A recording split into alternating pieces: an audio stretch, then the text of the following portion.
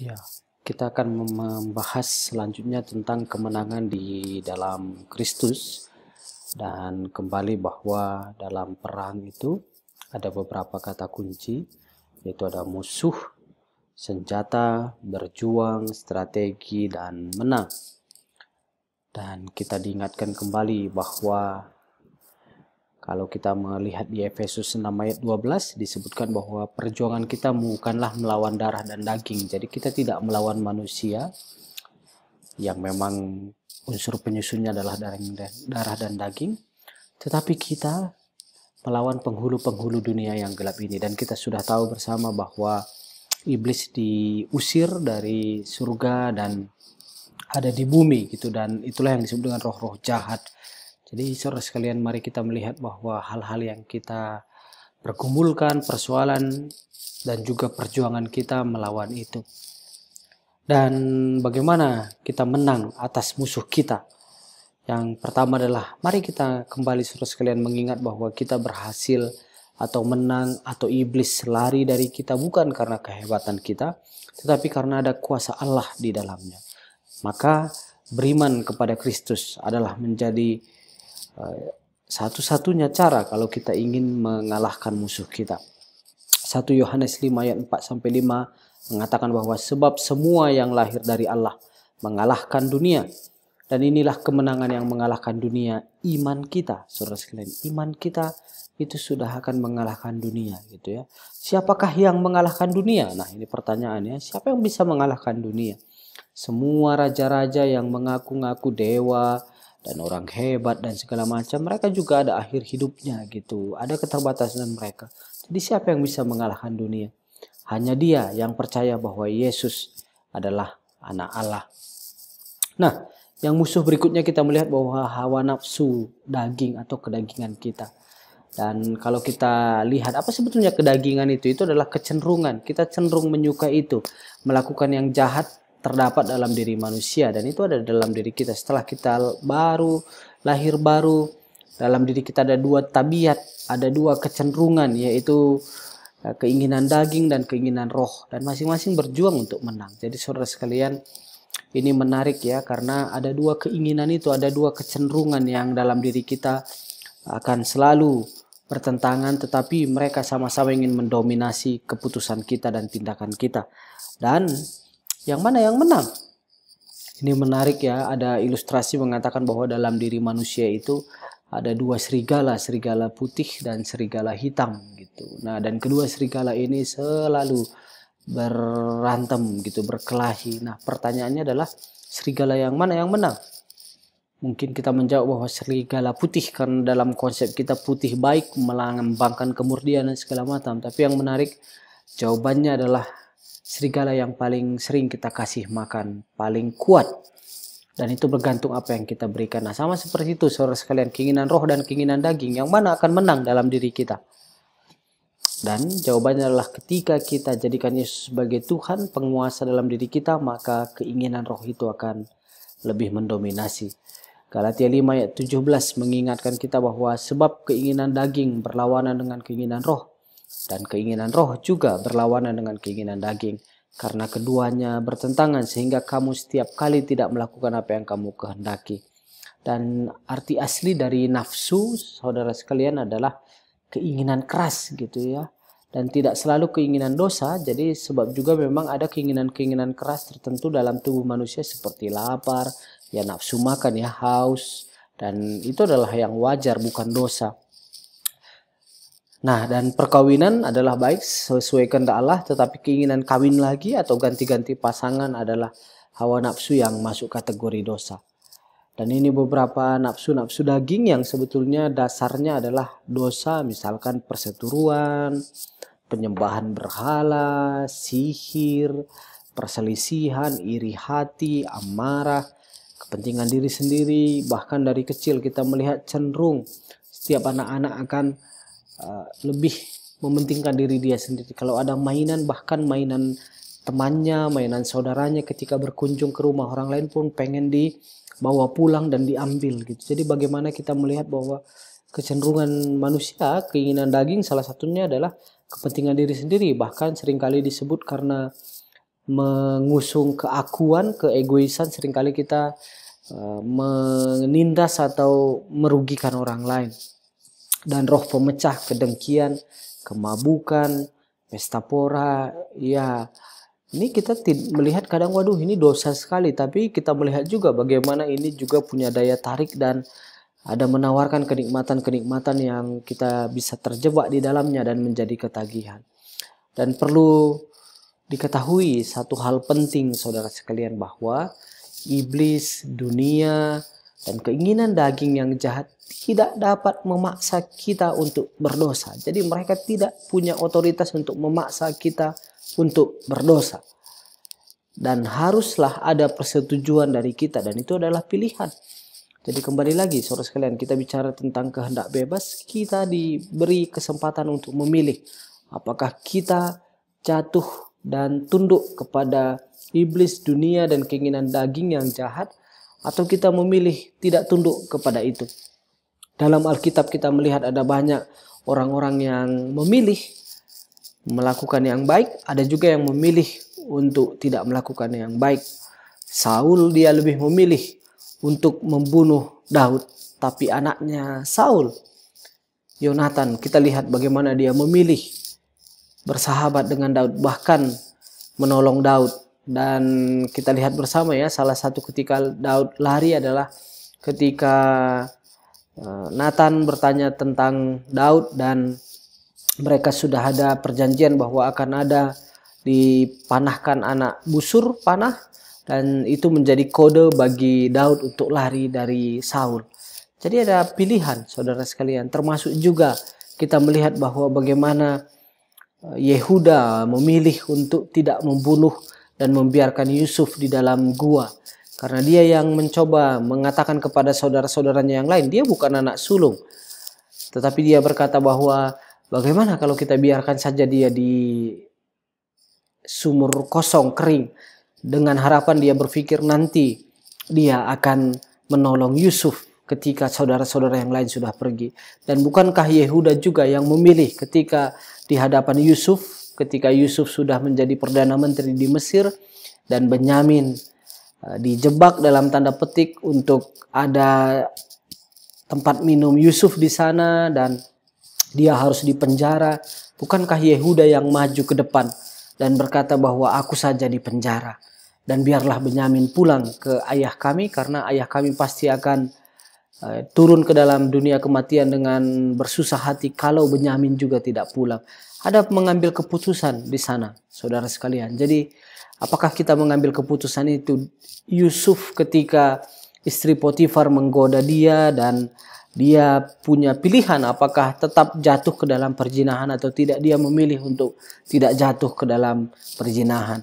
Yunus juga punya pilihan apakah dia pergi tetap ke kota Niniwe atau lari ke Tarsus, dan dia memilih lari dan dia dimakan oleh ikan. Tapi juga dia tetap punya pilihan apakah dia tetap memilih untuk meninggal dalam ikan atau dia memilih untuk kembali ke Niniwe, dan dia pilih itu. Jadi dalam diri kita, saudara sekalian, dari sebelum-sebelumnya, apakah kita menyadari bahwa banyak situasi dalam hidup kita itu akibat dari pilihan kita, dan seumur hidup kita pun nanti akan ada banyak pilihan-pilihan yang kita akan lakukan. Tetapi ingat kembali bahwa iblis, dunia, dan keinginan daging tidak bisa memaksa kita untuk memilih itu. Tetapi mari kita memilih untuk melakukan yang baik. Jadi pada dasarnya adalah bergantung kepada kita. Apakah kita akan menang terhadap percobaan itu atau kalah terhadap percobaan. Menang ketika kita memilih hal yang baik, ketika kita memilih bergantung kepada kuasa Tuhan. Firman Tuhan sudah ingatkan kepada kita bahwa janganlah andalkan dirimu sendiri, tapi selalu andalkan Tuhan. Maka mari kita berpikir bahwa kita mau melewati kehidupan ini dengan kemenangan-kemenangan di dalamnya. Dan dalam hal inilah tabiat jahat yang masuk ke dalam hati kita bersama kekuatan iblis yang hebat memungkinkan kita berbuat jahat. Oleh karena itu saudara sekalian, mari kita memilih untuk menang. Mari kita memilih untuk tidak tunduk kepada iblis, dunia, dan keinginan daging. 1 Korintus 9 ayat 27 mengatakan bahwa tetapi aku melatih tubuhku, kata Paulus. Dia berusaha memilih yang baik. Dia berusaha menekan hawa nafsu yang dosa yang tidak berkenan di hadapan Tuhan dan menguasainya seluruhnya. Jadi memang perlu kita menyerahkan diri sepenuhnya kepada Allah, supaya kita dengan iman dapat memandang tabiat yang lama telah mati bagi dosa. Kembali lagi saudara sekalian, memilih menyerahkan diri itu pun pilihan kita. Memilih beriman, memilih tunduk kepada Tuhan. Dan bagaimana mengatasi hawa nafsu daging? Galatia 5 ayat 16 ingatkan kita bahwa hiduplah oleh roh, maka kamu tidak akan menuruti keinginan daging. Jadi sederhananya bagaimana supaya kita tidak jatuh ke dalam keinginan-keinginan daging yang tadi sudah disebutkan di sebelumnya tentang iri hati, bagaimana kita supaya bisa menghindari kemabukan, bagaimana kita bisa jauh dari penyembahan berhala, perselisihan, maka hiduplah dengan roh. Maka ini akan kita terhindar dari hal itu. Roma 8 ayat 5 sampai 6, sebab hidup menurut daging memikirkan hal-hal yang dari daging. Jadi kalau kita hidup menurut daging, salah satu cirinya adalah ketika memikirkan hal-hal yang dari daging. Tetapi kalau hidup menurut roh, memikirkan hal-hal yang dari roh.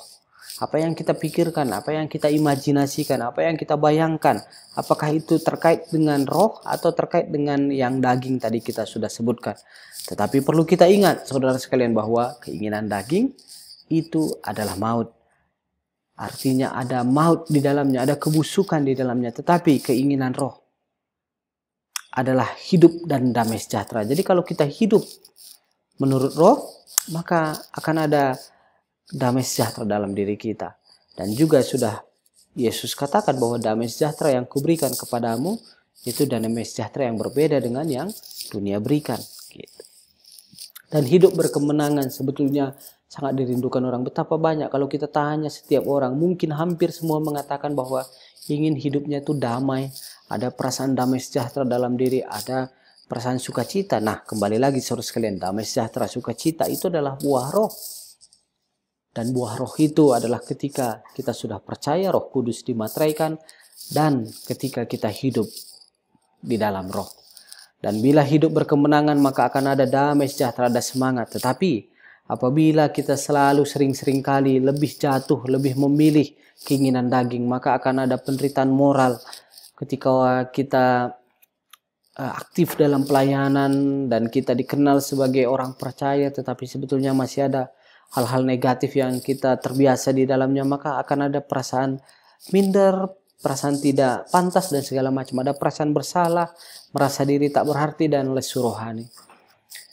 Kisah 1 ayat 8 menjadi pengingat bagi kita bahwa Tuhan Yesus berkata kita akan menerima kuasa kalau Roh Kudus. Jadi saudara sekalian perhatikan lagi nih kronologisnya, percaya, ada dimateraikan Roh Kudus, ada Roh Kudus dalam diri kita, ada buah roh, dan juga Roh Kudus itu punya kuasa. Saudara sekalian, dengan demikian kita bisa tarik garis lurus bahwa orang yang beriman ada kuasa dalam diri dia. Dan sebagai orang beriman kepada Kristus, Allah telah menyuruh roh untuk masuk ke dalam hati kita di Yohanes 1 ayat 12 dan juga disampaikan oleh Paulus di Galatia 4 ayat 6. Dan mari kita selalu menang bersama Kristus. Tuhan sudah menang. Yesus Kristus sudah menang. Dia sudah mengalahkan maut. Dia selama hidup juga sudah menunjukkan bagaimana dia berotoritas atas kuasa jahat. Dia sudah juga melewati pencobaan yang ditawarkan oleh iblis. Dan bahkan juga alam semesta, termasuk gelombang dan angin ribut, dia berhasil redakan. Dia sudah menunjukkan betapa dia berkuasa atas segala hal. Dan dia memberi kuasa kepada kita juga untuk menang atas dosa seperti iri hati, dengki, dendam, marah, benci, sombong, kecewa, dan kebencian. Saudara sekalian, ini kan sesuatu yang sebetulnya menggerogoti kita. Dan kalau kita hidup dalam sini, kembali lagi tadi adalah maut, ada penderitaan moral, ada ketidakpercayaan diri. Tetapi mari kita bisa melewati ini. Sama seperti Stefanus. Ketika di akhir hidupnya dia melihat orang-orang melempari dia dengan marah mungkin, dengan muka yang menakutkan, padahal dia tahu dia yang benar dan orang itu yang salah. Tetapi apa ya doa dia? Dia tidak dikuasai oleh dendam, dia tidak dikuasai oleh marah, dia tidak dikuasai oleh rasa benci. Tetapi dia mengatakan bahwa ampunilah dosa mereka karena mereka tidak tahu apa yang mereka perbuat. Paulus dalam hidupnya betapa sering dia dianiaya oleh orang-orang Farisi, saudara sekalian. Karena konteks pelayanannya Paulus adalah dia pergi ke sinagog dan menjelaskan di sana. Dan bagaimana orang-orang Yahudi banyak yang tidak suka dengan dia dan menganiaya dia. Tetapi Apa salah satu kerinduan hati dia? Di salah satu suratnya dia bilang bahwa aku mau terkutuk supaya kaumku dan bangsaku memahami Injil kebenaran. Jadi saudara sekalian, bagaimana dia bisa tidak dikuasai, lepas dari rasa marah dan benci kepada orang-orang yang memusuhi dia dan membuat penderitaan bagi dia. Dan karena salib, maka kuasa tidak berkuasa lagi. Apa artinya, saudara sekalian? Kalau kita sungguh-sungguh dalam Tuhan, kalau kita semakin berakar di dalam Tuhan, maka akan muncul buah-buah. Dan tidak lagi kebencian, kemarahan, dendam, tetapi sudah ada hal-hal yang baik, buah roh akan semakin nyata dalam diri kita. Nah, kita sudah diberi kuasa, tapi mengapa banyak orang Kristen masih menderita kekalahan? Kita melihat saudara sekalian, kalau melihat ke Hosea 4 ayat 6, hal yang bisa kita pelajari dari sana adalah tidak tahu atau tidak mengerti gitu ya. Jadi tidak tahu bahwa sebetulnya ada peperangan, tidak tahu bahwa sebetulnya ada oknum yang merongrong kita untuk melakukan hal-hal yang tidak baik, yang bertentangan dengan apa kehendak Tuhan, yang ujung-ujungnya adalah maut dan penderitaan di dalamnya. Tetapi kita diingatkan kembali bahwa janganlah seperti itu. Mari kita cari tahu, mari kita mengerti, mari kita memahami firman-firman Tuhan yang dituliskan.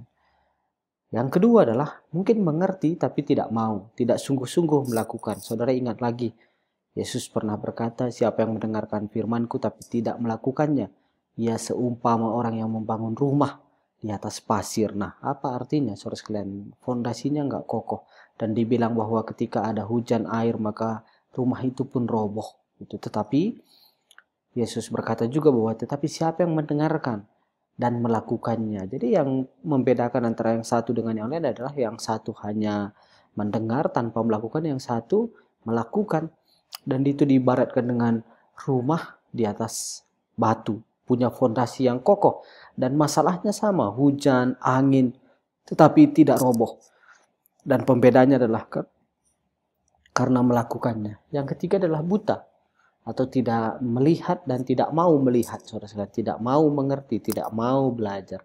Dan yang terakhir adalah mungkin juga ada orang yang kalah terus-menerus jatuh dalam hal yang sama, tidak berdaya memilih, masih tetap memilih yang tidak baik karena mungkin tidak ada komitmen, tidak ada keinginan yang kuat, tidak ada daya juang. Dan tentu juga saudara sekalian tidak selalu bahwa oke, kalau begitu harus kita selalu hidup sempurna. Enggak juga, kita harus akui juga kita adalah manusia yang juga masih 1-2 kali jatuh. Tetapi ingat apa firman Tuhan, bahwa dosa itu bukan jadi kebiasaan gitu. Kalau orang yang berlama-lama dalam dosa itu bukan karena dia jatuh, tapi karena memang dia yang berinisiatif tetap di dalam itu. Jadi bagaimana supaya hidup kita terus berkemenangan atas iblis?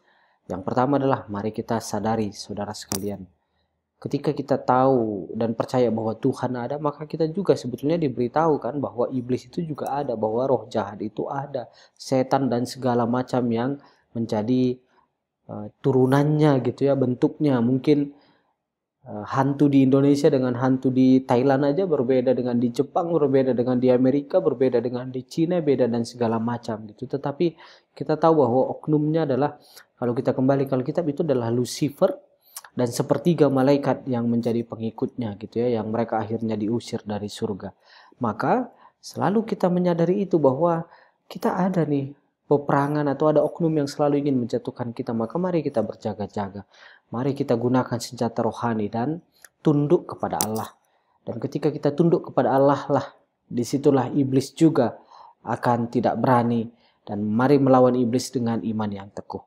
Ini menjadi beberapa ayat referensi kita, 1 Petrus 5 ayat 8-9, Efesus 6 ayat 13-18, Yakobus 4 ayat 7. Atas dunia, bagaimana kita dengan sistem dunia di mana mungkin yang tidak jujurlah yang lebih berprestasi dalam beberapa hal. Meskipun kita juga melihat saudara sekalian bahwa di dunia pun masih banyak juga hal-hal yang baik gitu ya. Dan khususnya apalagi kita sebagai orang-orang beriman dan percaya haruslah membawa garam dan terang. Kan itu yang diminta oleh Tuhan menjadi peran kita, tugas kita.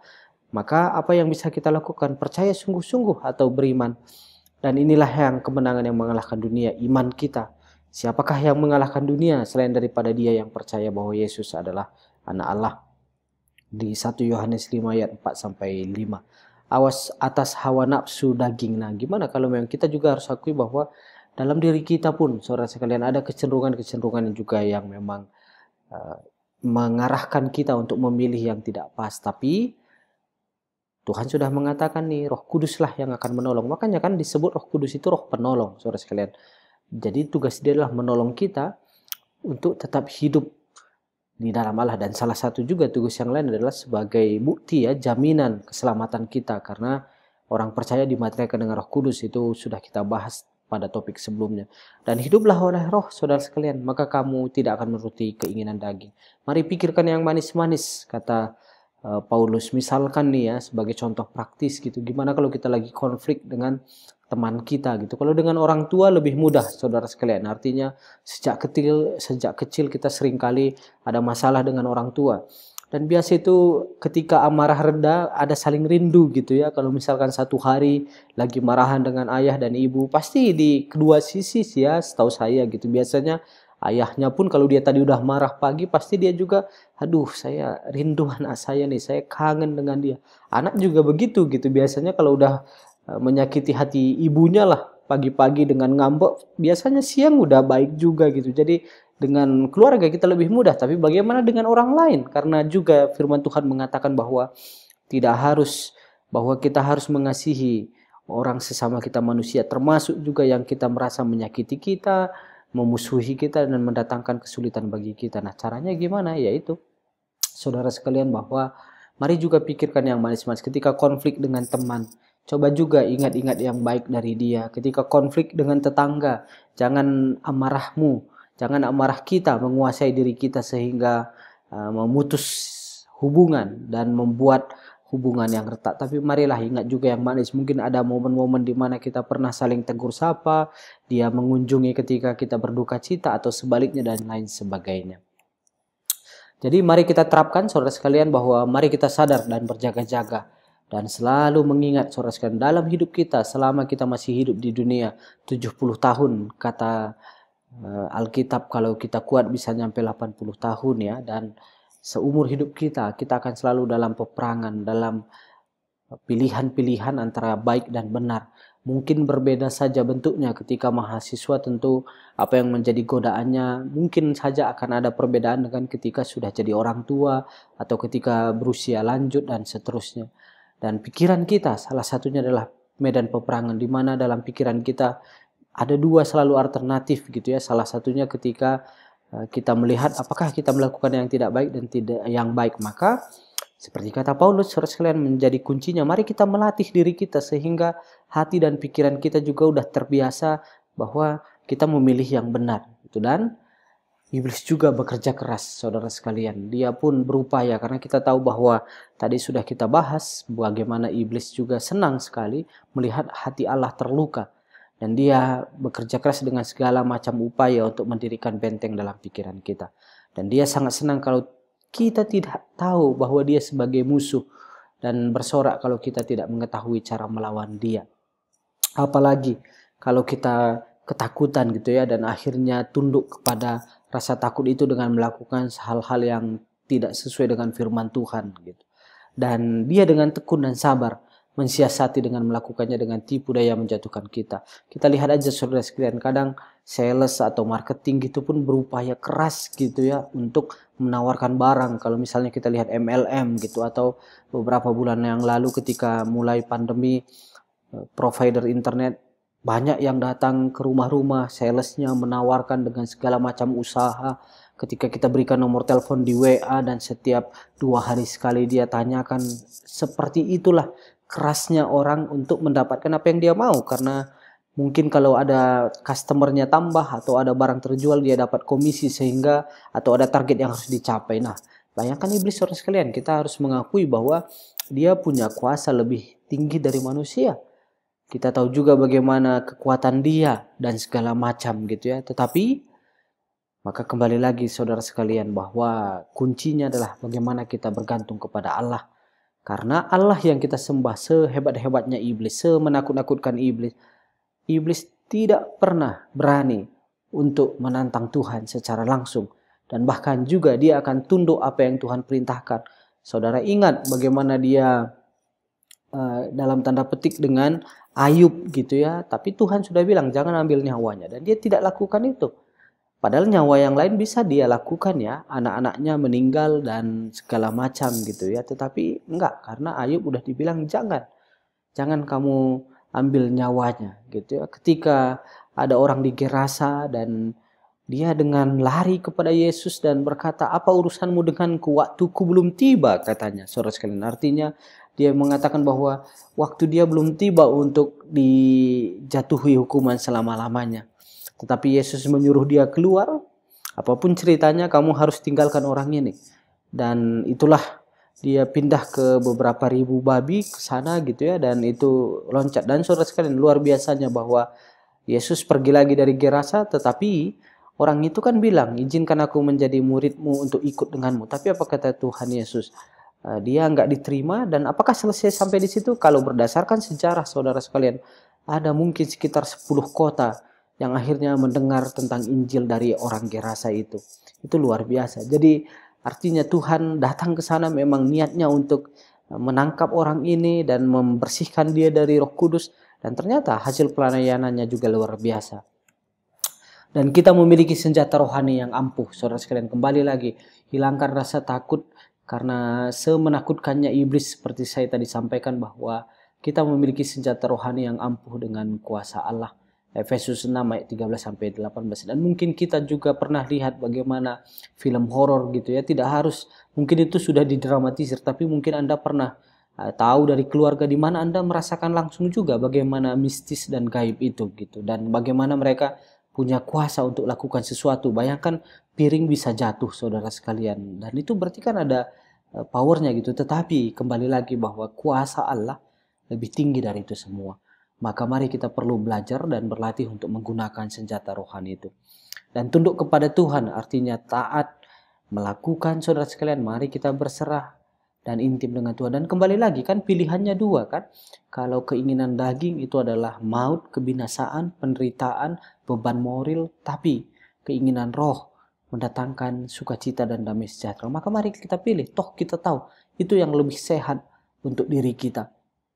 Di hadapan kita ada makanan yang tidak sehat dan ada makanan yang sehat bagi fisik kita. Maka kita akan lebih memilih seharusnya makanan yang sehat. Sekalipun makanan yang tidak sehat atau minuman tidak sehat, rasa-rasanya di lidah lebih enak. Tetapi sebagai orang yang sudah bisa memilih dengan baik, maka harusnya kita pilih makanan yang sehat. Sama juga terhadap jiwa kita. Kita tahu ada tindakan yang memang enak dalam tanda petik di awal, tapi akan mendatangkan kesulitan-kesulitan dan perasaan tidak damai. Sedangkan ada tindakan yang kita tahu hasilnya adalah damai sejahtera bagi hati dan jiwa kita. Maka mari pilih itu. Dan lawanlah iblis saudara sekalian. Dan juga yang luar biasa adalah ada jaminan kemenangan. 1 Korintus 10 ayat 13. Dan kemenangan itu tergantung kita. Iblis tidak dapat memaksa kecuali kita mau dan membuka diri. Jadi saudara sekalian, kembali lagi bahwa ada jaminan kemenangan. Dan kemenangan itu tergantung kita. Iblis tidak dapat memaksa kecuali kita mau dan membuka diri. Mari kita lihat 1 Korintus 10 ayat 13 mengatakan bahwa pencobaan-pencobaan yang kamu alami ialah pencobaan-pencobaan yang biasa, yang tidak melebihi kekuatan manusia. Sebab Allah setia, Allah setia. Dan karena itu ia tidak akan diam, dia tidak akan duduk tenang membiarkan kamu dicobai melampaui kekuatanmu. Pada waktu kamu dicobai, ia akan memberikan kepadamu jalan keluar sehingga kamu dapat menanggungnya. Jadi siapa yang menjamin kemenangan kita? Allah. Itu yang bisa menjamin kemenangan kita. Dan kembali lagi bahwa iblis tidak punya otoritas memaksa. Jadi dia tidak mungkin kalau misalkan kita memang ada kesempatan berbuat jahat, dia tidak bisa menggerakkan tubuh kita untuk kita membuat jahat. Tapi apakah kita memberikan diri kita seperti Daud yang mungkin menikmati melihat Batsyeba yang sedang mandi, atau seperti Yusuf yang lari, saudara sekalian. Dan luar biasanya Yusuf kan sebetulnya sudah dalam kategori dipaksa gitu ya. Artinya sudah dekat sekali karena buktinya bajunya bisa ketarik oleh istri Potifar. Nah, tetapi Yusuf tetap memilih lari dari situ. Dan hanya dengan taat dan tunduk kepada Allah, ini menjadi kuncinya saudara sekalian, beriman kepada Kristus, hidup dikuasai oleh Roh Kudus. Jadi bagaimana cara kita bisa hidup terus dalam kemenangan, bagaimana karakter kita terus dibentuk, bagaimana kita terus menghasilkan buah roh yang telah kita bahas sebelumnya. Maka mari kita nyatakan, atau salah caranya adalah taat dan tunduk kepada Allah, beriman kepada Kristus, dan hidup dikuasai oleh Roh Kudus. Maka kemenangan atas iblis, dunia, dan kedagingan menjadi bagian kita. Terima kasih, Tuhan memberkati.